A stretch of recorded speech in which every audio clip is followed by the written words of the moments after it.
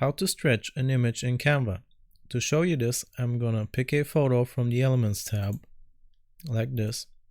And as you can see, when I try to drag it out from the corner, it just changes the size of the image proportionally.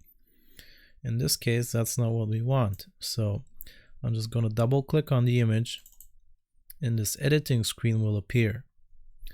When I now try to drag it out, it will just crop the area. That's not what we want. So to stretch it out, I have to press and hold Shift on my keyboard, and I want to drag it outwards like this. And as you can see, it stretches the image. Once we're finished, we want to drag out this crop area to the end of the photo. And once we're done with that, we go to the bottom left corner here where it says done.